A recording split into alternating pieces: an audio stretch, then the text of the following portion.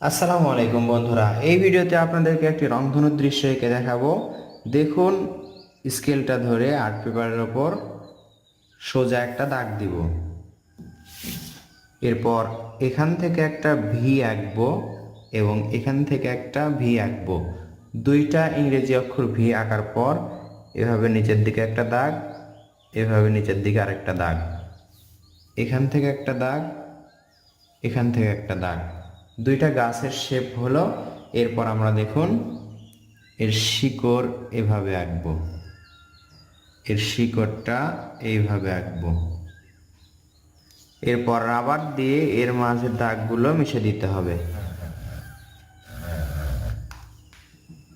এটা কি আঁকছি? আমরা রংধনুর দৃশ্য আঁকছি।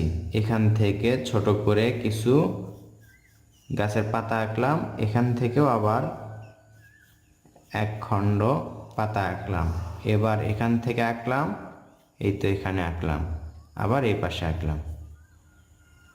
এভাবে করে এখানেও আমরা কিছু পাতা আঁকবো এই ডালের সাথে, এবং এই ডালের সাথে, দুইটা ডালের সাথে করার পর ওপরে ইচ্ছা মতো যেভাবে আপনি গাছটা সাজাতে পারেন।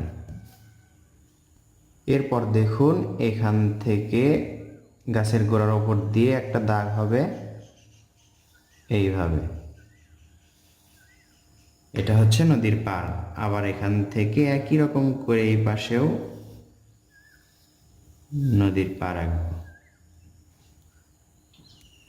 এই দাগটা হালকা করে একটু গাঢ় করব, এই দাগটাও একটু গাঢ় করলাম, এই দাগটা গাঢ় করব।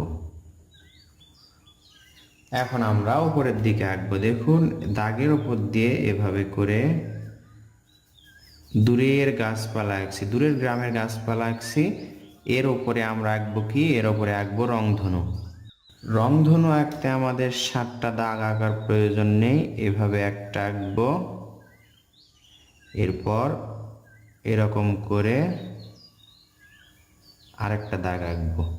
এর মাঝেই আমরা 7টা রং দিব, তাহলে রংধনু হয়ে যাবে। এখানে একটা পাখি আঁকবো, এই পাশে আরেকটা পাখি, এখানে একটা পাখি, এখানে আরেকটা পাখি। দুই পাশে তিনটা তিনটা করে বা 4টা করে পাখি উড়ে যাচ্ছে। প্রথমে আপনাদেরকে রংধনুতে রং করা দেখাই। প্রথমে কি রং হবে? বেগুনি। এটা আমি সাইন পেনের রংটা করছি, মোটা সাইন পেনের রং করছি, বেগুনি। এরপর কি হবে? নীল, গাঢ় নীল, বেনি আসহ কলা, বেগুনি, নীল। এরপর আসমানি, হলুদ, সবুজ, কমলা এবং লাল। এরপর আসমানি, আসমানির পরে কি হবে? সবুজ। আপনারা যে কোনো রং করতে পারেন, মানে আমি বলতে চাচ্ছি যে কোনো ব্র্যান্ডের রং করতে পারেন। সবুজের পর কি হবে? হলুদ। এরপর কি হবে? কমলা। আপনাদের কাছে যদি প্যাস্টেল রং থাকে প্যাস্টেল রঙে করবেন, পেন্সিল কালার রং থাকলে পেন্সিল কালার রং দিয়ে করবেন। এরপর লাল। দেখতে পাচ্ছেন রংধনুটা অনেক সুন্দর লাগছে। এই হলো রংধনুর দৃশ্য। আকাশটা যেরকম সাদা আছে সেরকম সাদাই থাকবে, নদীর পানি যেরকম সাদা সেরকম সাদাই থাকবে, আর প্রকৃতিতে যেরকম রং করেছি সেরকমটা করলেই সুন্দর দেখাবে।